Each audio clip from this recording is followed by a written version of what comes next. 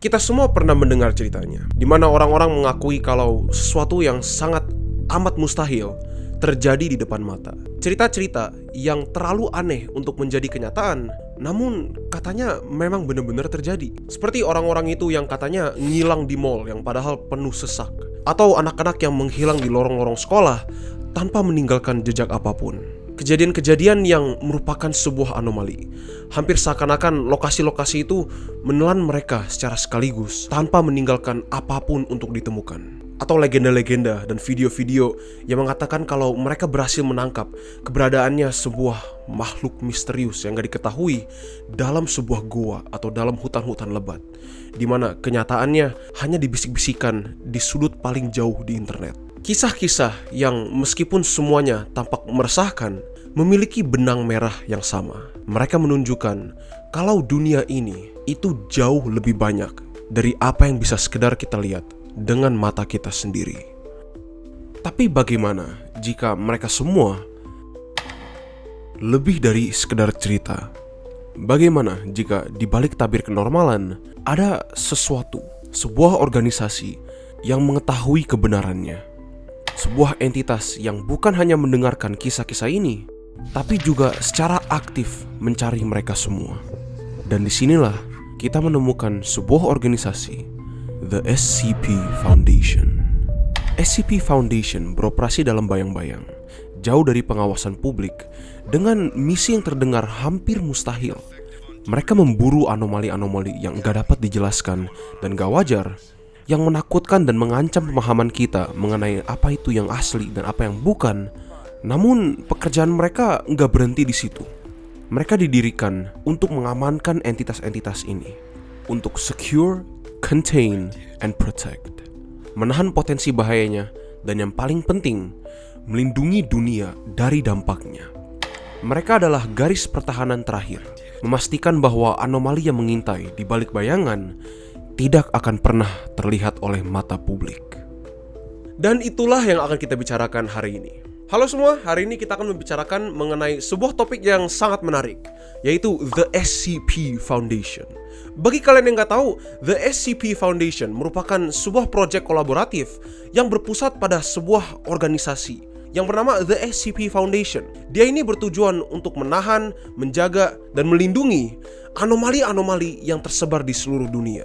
Anomali mereka ini bisa bersifat apapun, dari tangga-tangga yang gak ada ujungnya, atau situs bangunan yang memiliki properti anomali tertentu, hingga makhluk-makhluk mengerikan dan agresif yang bisa membunuhmu dalam sekejap. Dalam organisasinya, mereka dipanggil dengan SCP atau Special Containment Protocols. Biasanya juga di depannya diikuti oleh sebuah angka, contohnya seperti SCP-001 atau 002. Dan selain itu, hampir semuanya dari mereka dilengkapi dengan sebuah kategori yang menunjukkan betapa bahaya atau susahnya untuk menahan anomali ini.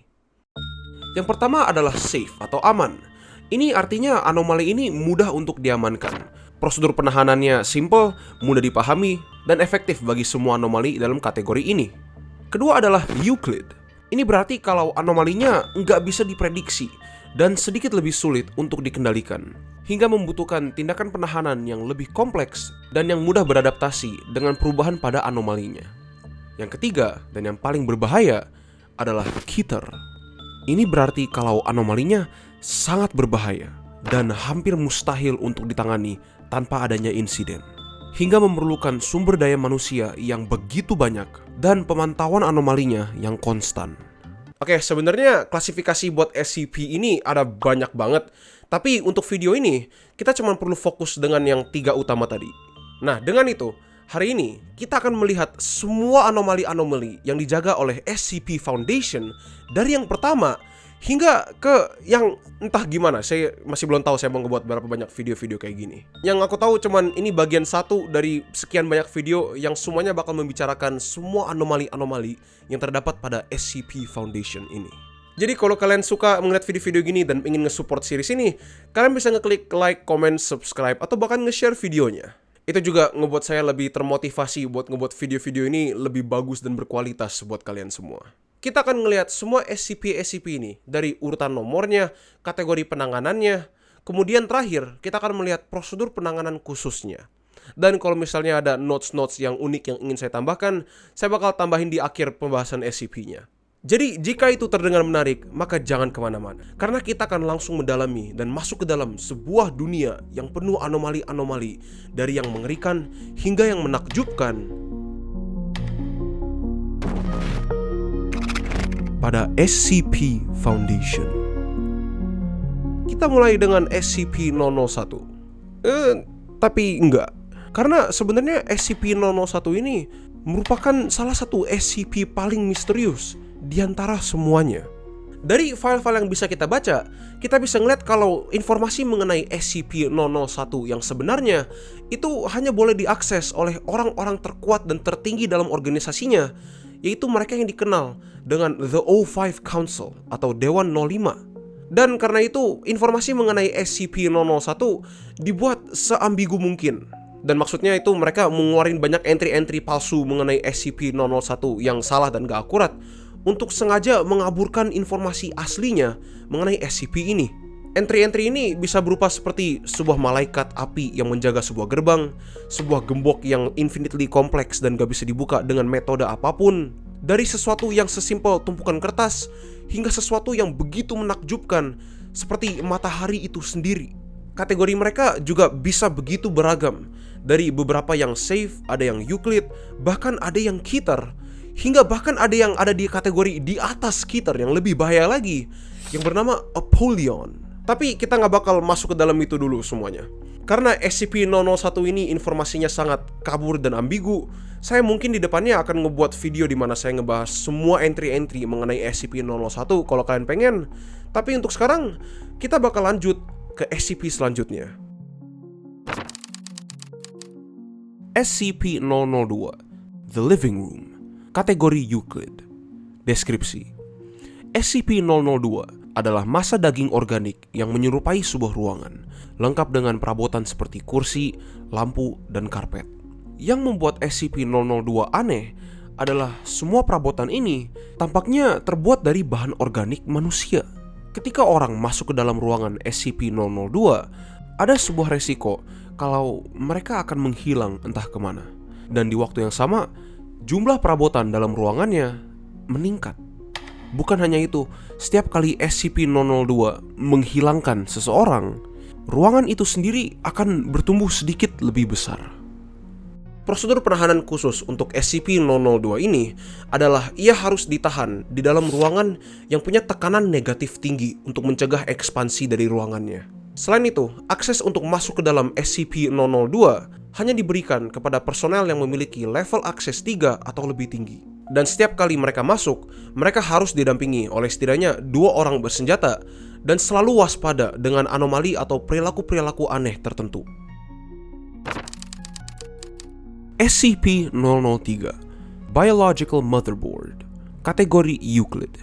Deskripsi: SCP-003 adalah sebuah perangkat bioteknologi yang terdiri dari 2 komponen, SCP-003-1 dan SCP-003-2.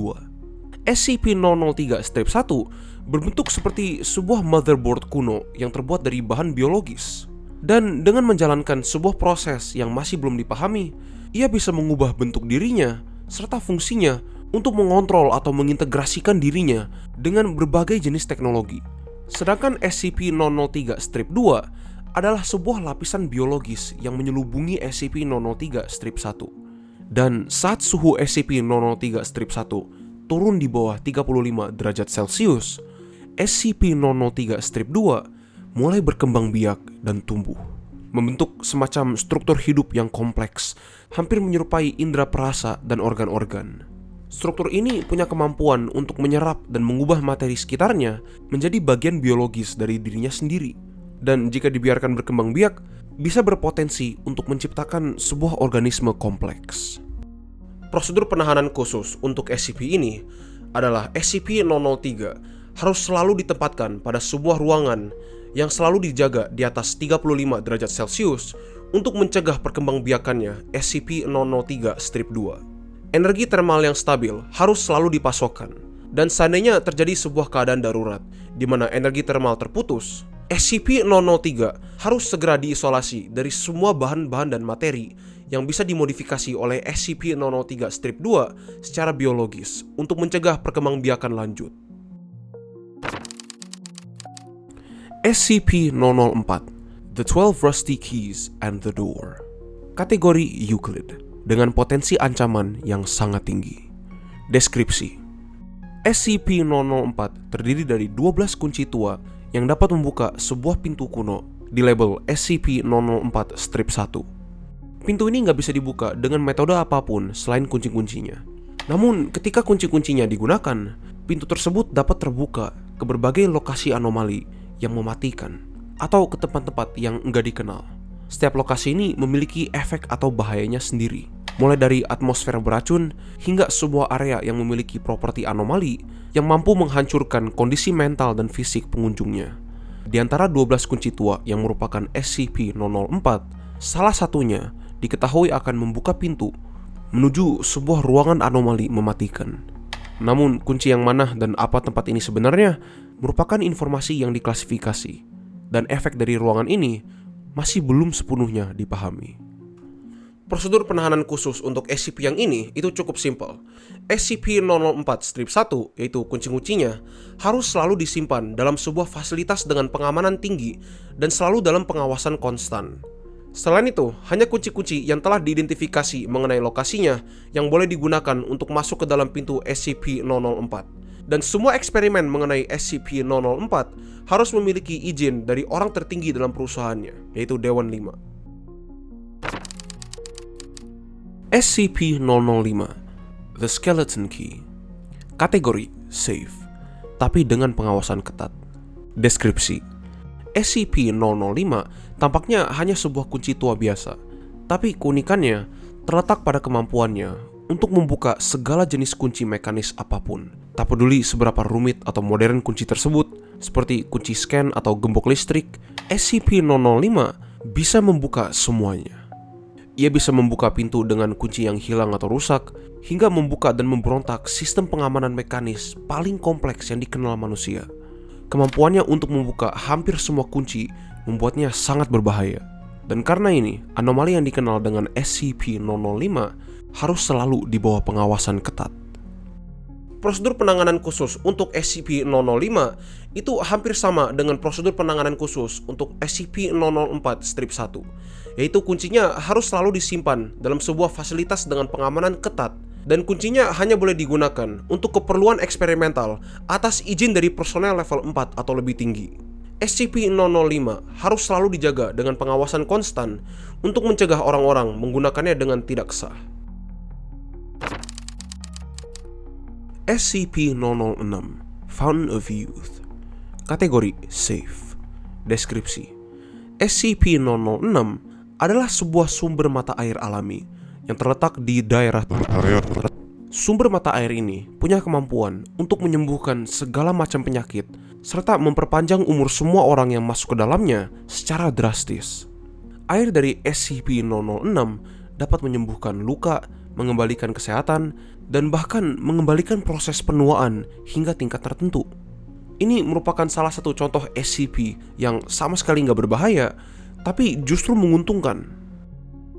Prosedur penahanan khusus untuk SCP-006 adalah SCP-006 harus ditempatkan di sebuah lokasi fasilitas yang tersembunyi. Semua personel-personel yang ingin menggunakan airnya harus menjalani pemeriksaan medis rutin untuk mencegah penyalahgunaan atau ketergantungan pada efek anomalinya. Akses kepada SCP-006 sangat terbatas dan hanya boleh digunakan untuk keperluan eksperimental yang telah disetujui. SCP-007 Abdominal Planet. Kategori Euclid.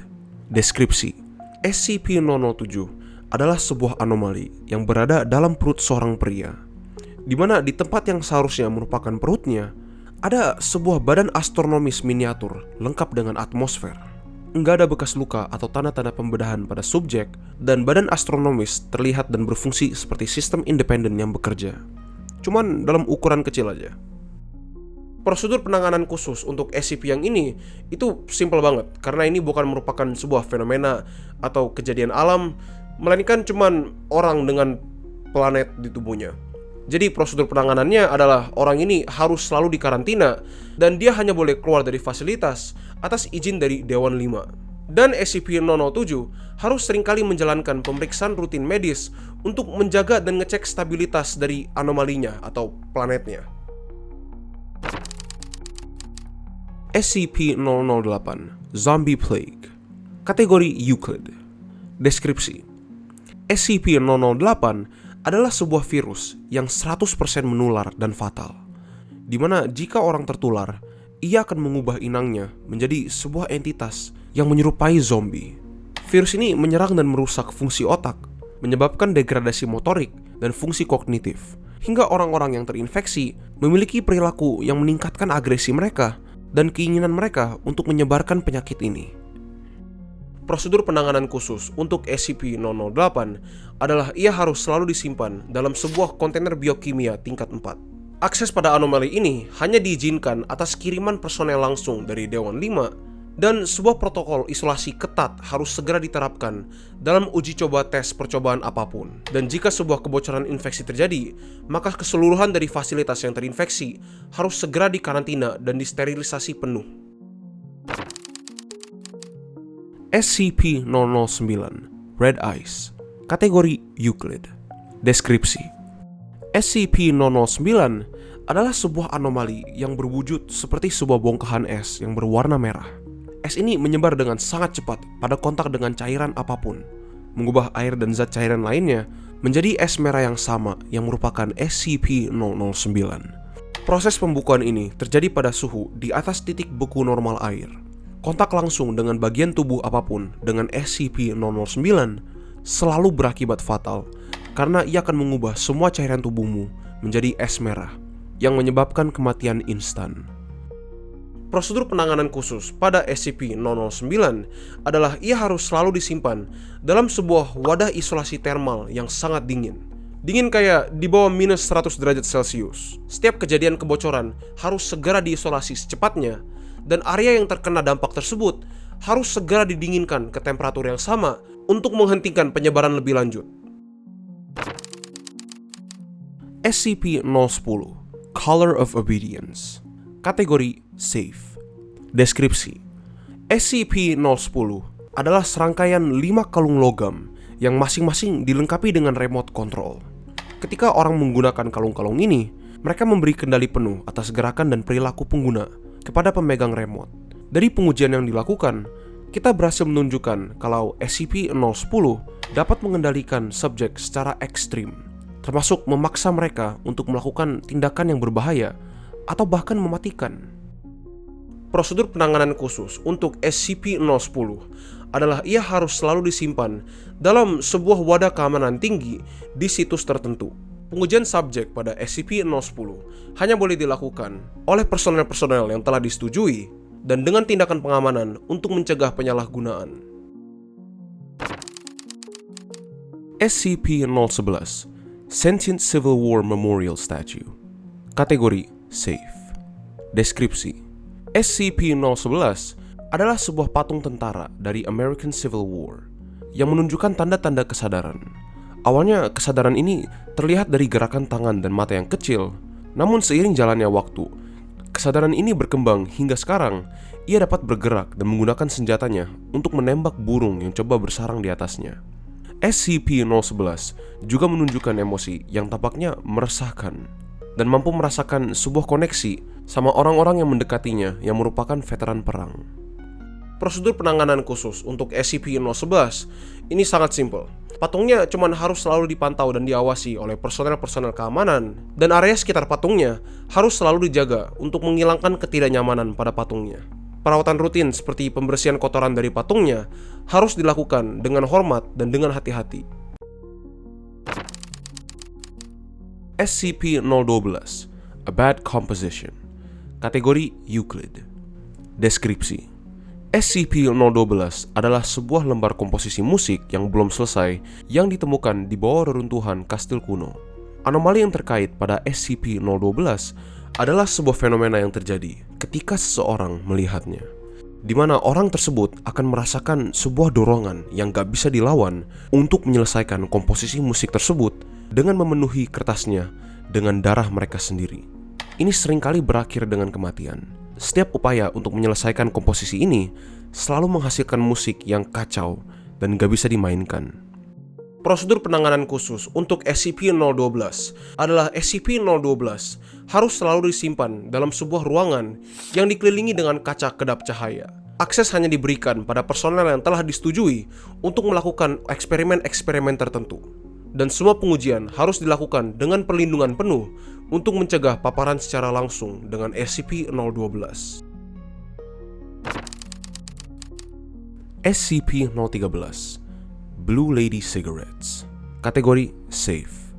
Deskripsi: SCP-013 adalah 242 batang rokok yang ketika dihisap menyebabkan perokok mengalami sebuah halusinasi di mana mereka melihat sosok wanita dengan mata biru. Entitas wanita ini yang dilihat semua orang ketika menghisap rokoknya adalah wanita yang sama.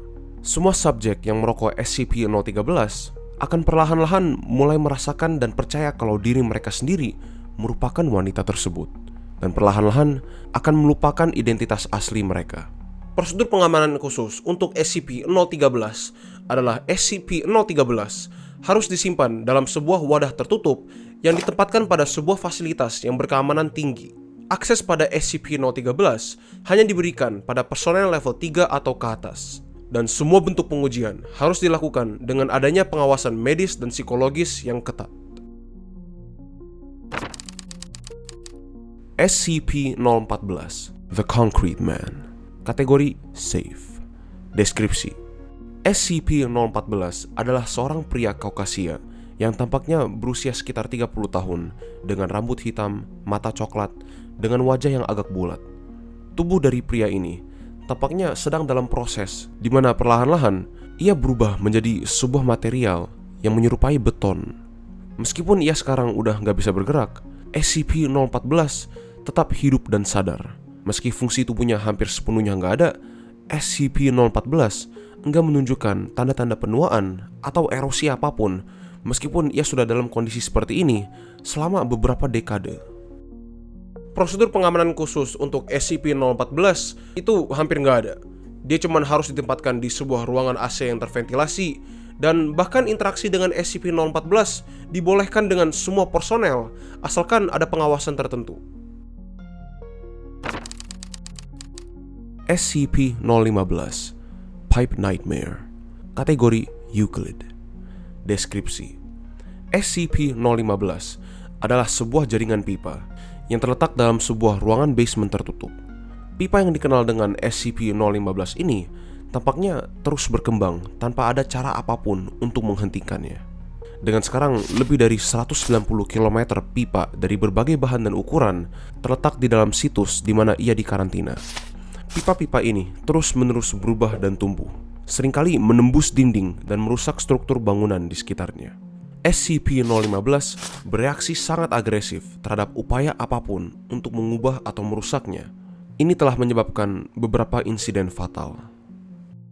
Prosedur penanganan khusus pada SCP-015 sangat ketat, yaitu SCP-015 harus selalu diawasi dan ditempatkan di sebuah fasilitas yang bernama Fasilitas A yang terisolasi untuk mencegah penyebaran pipa. Dan akses kepada area terbatas ini hanya diperbolehkan untuk penelitian yang telah disetujui. Personel diharuskan untuk selalu menjaga jarak, dan mereka tidak diperbolehkan untuk memodifikasi atau bahkan menyentuh pipa-pipanya tanpa persetujuan. SCP-016 Sentient Microorganism. Kategori Keter. Deskripsi: SCP-016 adalah mikroorganisme yang awalnya tertular pada sebuah pekerja tambang batubara. Ia terlihat seperti bakteri biasa. Namun, begitu masuk ke dalam tubuh inang, SCP-016 segera memicu sebuah mutasi genetik yang cepat dan tidak terkendali. Proses ini bisa perlu waktu dari 24 jam hingga 2 tahun. Perubahan ini bisa mengarah pada pertumbuhan sebuah jaringan abnormal yang menempatkan dirinya dalam rongga-rongga tubuh inangnya yang bisa menyebabkan tekanan tinggi dalam tubuh individual yang terinfeksi. Dalam beberapa kasus, tekanan internal tubuh yang disebabkan oleh pertumbuhan yang enggak wajar ini telah menyebabkan banyak luka pecah yang parah. Mikroorganisme ini tampaknya memiliki kemampuan adaptif terhadap berbagai bentuk pengobatan, yang menyebabkan penyembuhan dari penyakit ini hampir mustahil kecuali dengan penggunaan SCP-SCP lain. SCP-016 beda dengan demam berdarah biasa seperti Ebola dan Marburg karena responsnya ketika inangnya mengalami stres tinggi. Saat inang menghadapi situasi mengancam nyawanya, organisme ini akan beralih sikapnya dari reproduksi cepat ke penulisan ulang total DNA inangnya dan stimulasi pembelahan sel cepat. Ini menyebabkan perubahan besar terjadi dalam waktu kurang dari 24 jam, di mana individual yang terinfeksi mengalami rekonstruksi pada seluruh tubuh mereka dalam jangka waktu kurang dari 2 minggu. Prosesnya selalu membunuh individual yang terinfeksi. Prosedur penanganan khusus untuk SCP-016 adalah SCP-016 harus disimpan dalam sebuah fasilitas dengan pengawasan tinggi dan dengan sistem ventilasi tertutup. Semua personel yang masuk ke dalam dan berinteraksi dengan SCP-016 harus mengenakan perlengkapan biohazard tingkat tinggi dan harus melalui sebuah proses dekontaminasi total pada seluruh tubuh mereka sebelum mereka diizinkan untuk masuk ke dalam. Dan jika setelah interaksi, orang tersebut kemudian menunjukkan tanda-tanda infeksi sekecil apapun, maka ia harus segera diisolasi untuk mencegah penyebaran lanjut. Ini adalah anomali Keter pertama kita, dan seperti yang kalian lihat, anomali yang tingkat Keter itu perlu kontaminasi atau prosedur pengawasan yang jauh lebih tinggi dan jauh lebih kompleks dibandingkan penawaran kalau dibandingkan dengan kategori-kategori yang lain seperti Euclid atau Safe. Termasuk yang selanjutnya ini, SCP-017 The Shadow Entity. Kategori Keter. Deskripsi: SCP-017 adalah sosok humanoid dengan tinggi sekitar 80 cm. Secara anatomis, entitas ini mirip dengan anak kecil, tapi nggak ada ciri-ciri yang dapat dilihatnya. SCP-017 tampaknya terdiri dari bayangan dan kabut berasap. Semua upaya untuk menemukan objek apapun di balik kabut itu telah gagal. Reaksi SCP-017 terhadap bayangan apapun yang menyentuhnya sangat agresif dan cepat. Ia akan melompat ke arah objek dan memancarkan bayangan yang menyelimuti objeknya dengan asap yang tebal. Kemudian SCP-017 akan kembali ke ukuran normalnya tanpa meninggalkan jejak objek tersebut. Apa objek ini dimakan atau ditransportasi masih belum sepenuhnya dipahami. Entitas ini tidak bersifat fisik, tapi punya kemampuan untuk menyerap apapun yang bersentuhan dari bayangannya. Objek atau makhluk hidup yang terkena bayangan ini akan hilang tanpa jejak, seolah-olah terselap ke dalam kegelapan itu sendiri. Pergerakan bayangannya tampak tidak wajar dan seakan-akan tidak terikat pada hukum fisika apapun.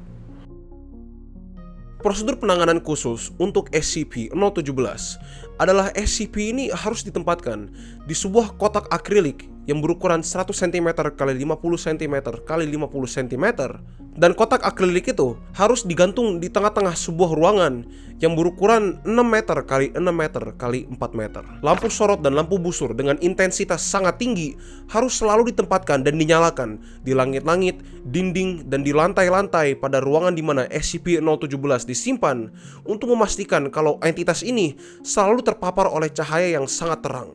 Semua personel yang masuk ke dalam unitnya harus selalu memantau bayangan mereka agar enggak pernah menyentuh SCP-017, serta menjaga semua lampu-lampunya dan memastikan kalau mereka semua nyala. Jika seandainya salah satu lampunya mati atau generatornya mati, pemeliharaan harus segera dilakukan untuk memperbaiki lampunya atau generator yang tidak berfungsi. SCP-018 Super Ball. Kategori Euclid. Deskripsi: SCP-018 adalah bola karet yang meskipun tampaknya biasa, tidak mengikuti hukum fisika normal, di mana setiap kali ia dipantulkan, bola ini tidak kehilangan energi seperti halnya bola biasa, tapi justru terus meningkatkan momentumnya hingga mencapai sebuah kecepatan yang sangat berbahaya. Ketika sudah mencapai kecepatan tinggi, bola ini mampu merusak struktur bangunan dan menimbulkan cedera serius pada apapun yang dihantamnya. Prosedur penanganan khusus untuk SCP-18 adalah SCP ini harus ditempatkan di sebuah ruangan yang berlapis baja dengan bantalan tebal di dalamnya yang didesain dengan khusus untuk menyerap energi yang dipantulkan oleh bolanya. Dan semua eksperimen yang dilakukan dengan SCP-018 harus dilakukan atas pemantauan yang ketat dan dalam ruangan yang telah dilapisi dengan banyak lapisan-lapisan baja yang kuat. SCP-019 The Pod. Kategori Keter. Deskripsi: SCP-019 tampak seperti sebuah vas keramik yang sangat besar, berdiameter 1,8 meter di bagian mulutnya dan dengan tinggi 2,4 meter. Ukiran dan dekorasinya mengindikasikan kalau vas ini dibuat pada masa Yunani klasik. Namun penanggalan yang pasti gak bisa dilakukan, karena permukaan vas ini sama sekali gak bisa dipecahkan dengan metode apapun yang telah dicoba. Dalam periode tertentu, entitas-entitas muncul dari SCP-019. Secara kolektif, entitas-entitas ini dikenal dengan nama SCP-019-2. Dengan podnya sendiri dikenal dengan nama SCP-019-1. Makhluk-makhluk ini bervariasi dalam banyak aspek, tapi cenderung kecil, dengan wujud tubuhnya yang samar-samar mirip dengan manusia. Semua contoh makhluk SCP-019-2 memiliki sikap yang sangat agresif. Ketika SCP-019-1 dijaga pada suhu 0 derajat Celcius dan benar-benar dalam keadaan diam, entitas akan muncul dari SCP-019 dengan periode sekitar 1 entitas per jam. Prosedur pengamanan khusus untuk SCP-019 itu sangat simpel untuk SCP yang level Keter, yaitu podnya harus selalu diawasi dan dalam pengawasan ketat, dan semua makhluk-makhluk yang keluar dalam mulutnya harus segera dihancurkan. SCP-020 Unseen Mold. Kategori Keter. Deskripsi: SCP-020 adalah sebuah jamur yang hampir tidak terlihat oleh mata telanjang dan memiliki sifat yang sangat berbahaya. Karena ia tidak berinang pada tumbuhan atau makhluk-makhluk mati, melainkan pada semua makhluk hidup, termasuk manusia, dengan efektif. Jamur ini dapat menyebar dengan sangat cepat di lingkungan tertutup dan dapat menyebabkan perubahan perilaku ekstrim pada inangnya, termasuk halusinasi dan perilaku destruktif. SCP-020 tampaknya mempengaruhi persepsi visual inangnya. Ini membuat mereka sama sekali nggak sadar kalau mereka telah diinfeksi, meskipun efeknya telah tampak dengan luas pada tubuh mereka. Prosedur penanganan khusus untuk SCP-020 adalah ia harus ditempatkan di sebuah tempat yang telah dirancang dengan sistem ventilasi khusus, dan semua personel yang bekerja dengan SCP-020 harus mengenakan baju pelindung tingkat tinggi, dan setelah interaksi dengan anomalinya harus melalui proses dekontaminasi yang sangat ketat.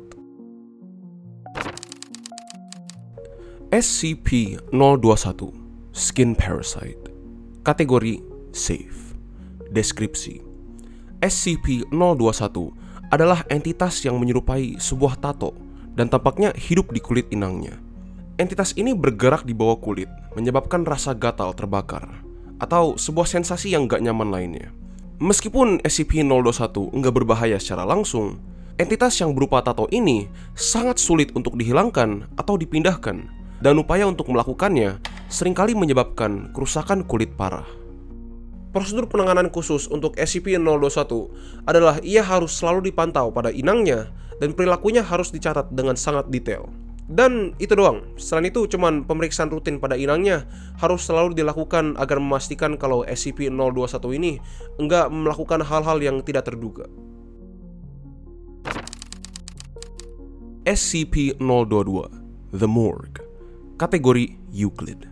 Deskripsi: SCP-022 adalah kamar mayat di sebuah rumah sakit yang memiliki sifat anomali yang luar biasa.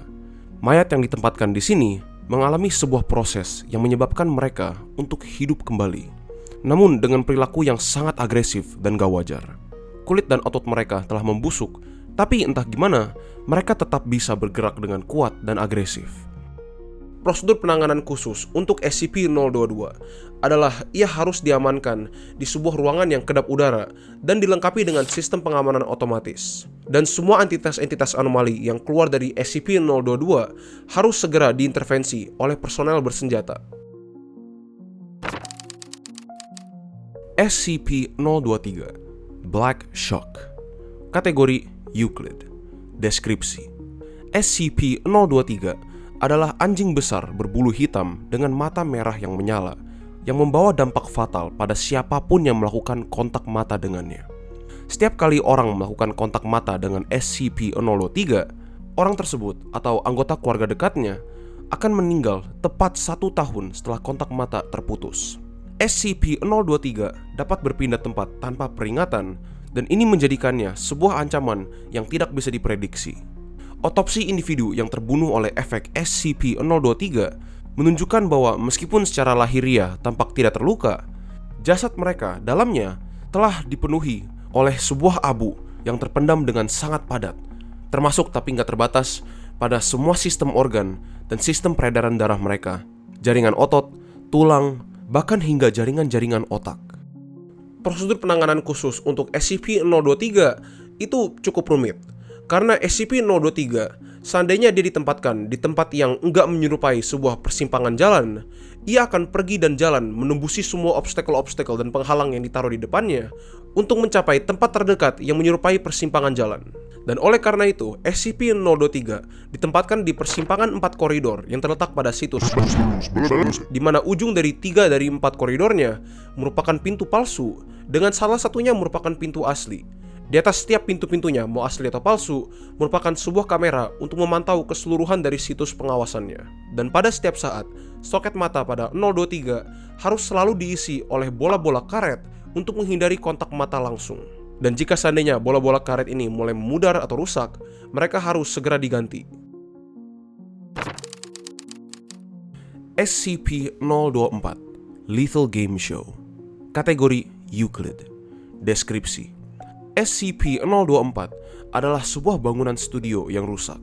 Ketika memasuki SCP-024, pengunjung akan langsung disambut oleh seorang penyiar yang tidak dapat diidentifikasi. Ia berkomunikasi melalui interkom bangunannya dan dapat mendengar dan memahami suara semua orang dalam SCP-024 meskipun adanya perbedaan bahasa. Penyiar ini akan memberitahu mereka bahwa mereka merupakan kontestan dan akan mengambil bagian dalam sebuah acara permainan di mana para pemenangnya akan memenangkan hadiah yang luar biasa. Namun, kontestan yang masuk seringkali tidak pernah keluar lagi. Dan mereka yang selamat menceritakan tantangan yang mematikan dan penuh jebakan yang harus mereka hadapi. Efek anomali mengenai studio ini yang lain adalah studio ini memiliki kemampuan untuk memanipulasi ruangan dalamnya, dari style, komposisi, hingga penampilan dan permainan yang selalu berubah bagi kontestan-kontestan yang berbeda. Tapi permainan ini selalu memiliki tema yang sama, yaitu sebuah rintangan yang panjang dan sangat berbahaya yang harus dilalui oleh para kontestan. Karena sifatnya SCP-024 yang merupakan sebuah lokasi dan bukan sebuah entitas atau objek, semua prosedur penahanannya harus ditempatkan pada lokasi tersebut. Untuk mengaburkan lokasinya, 5 replika identik dengan SCP-024 yang sebenarnya telah didirikan di sekitar bangunan asli dari SCP-024. Semua 5-5-nya dijaga dengan personel bersenjata dengan ketat. Dan bangunan SCP-024 itu sendiri telah dijaga oleh banyak personel bersenjata yang telah dilarang dengan ketat untuk masuk ke dalam studionya. SCP-025 A Well-Worn Wardrobe. Kategori Euclid. Deskripsi: SCP-025 adalah lemari pakaian antik yang penuh dengan berbagai jenis pakaian. Semua artikel pakaian ini ada dalam kondisi yang sangat usang dan rusak. Pada pandangan pertama, pakaian ini tampaknya nggak lebih dari koleksi busana lama yang sudah nggak layak lagi dipakai. Tapi anehnya, setiap kali seseorang mencoba menggunakan salah satu item dari lemari ini, efek anomali yang mengerikan mulai terjadi, di mana pengguna akan mengalami cedera atau kondisi yang mirip dengan kondisi pakaian tersebut. Contohnya, kalau orang menggunakan mantel yang sobek di bagian dada, maka itu bisa menyebabkan luka robekan muncul di dada penggunanya. Atau menggunakan topi yang hangus dapat menyebabkan kepala pengguna itu sendiri terbakar dengan spontan. Efek-efek ini selalu sesuai dengan kerusakan pakaian dan seringkali berakibat fatal. Selain itu, pakaian tersebut tidak bisa dilepaskan bahkan setelah dipakai, seolah-olah mereka telah menyambung dan menjadi bagian dari tubuh pemakainya. Prosedur penanganan khusus untuk SCP-025 adalah ia harus selalu disimpan dalam keadaan terkunci dan ditempatkan di sebuah situs yang dengan pengawasan dan keamanan yang ketat. Semua interaksi antara subjek dengan pakaian di dalam SCP-025 harus ditemani dengan pengawasan medis yang banyak untuk mempersiapkan diri untuk menangani cedera berat. personel yang telah terpapar oleh efek anomali yang disebabkan oleh pakaian-pakaian SCP-025 harus segera ditangani dengan penanganan darurat, meskipun sebenarnya kemungkinan selamat itu sangat kecil ketika efek anomalinya telah muncul di tubuhnya. Dan kita stop dulu sampai situ untuk sekarang. Seperti yang saya udah ngomong dari awal, video ini merupakan sebuah project yang sangat besar, dimana saya mudah-mudahan kedepannya bisa ngomongin lebih banyak SCP. Dan saya nggak tahu saya pengen nyampe SCP ke berapa, karena sampai sekarang kayaknya totalnya ada 7.000 SCP. Saya ngomong aja dulu dari sekarang. Saya nggak mungkin bisa ngelakuin semuanya 7.000-nya. No way. Tapi kita lihat kita bisa sejauh apa ini. Ini cuman video pertamanya, makanya saya cuman masukin 25 dulu untuk ngetes apa ide videonya bagus atau enggak. Nanti kalau misalnya videonya bisa berlanjut lebih panjang lagi dengan seri-seri yang lebih banyak, saya bakal panjangin, jadi mungkin satu video bisa ada 50 atau bahkan 100 SCP, tergantung dengan reaksi kalian pada video ini. Jadi kalau kalian ingin nge-support video ini dan ingin nge-support channel saya, kalian bisa klik like, comment, subscribe, atau bahkan nge-share videonya. Saya akan sangat mengapresiasinya. Dan sekali lagi saya ingin berterima kasih dengan setulus-tulusnya pada kalian semua yang telah menonton sampai sini. Tapi untuk sekarang itu aja dulu dari saya. Sampai jumpa di video selanjutnya. Bye bye.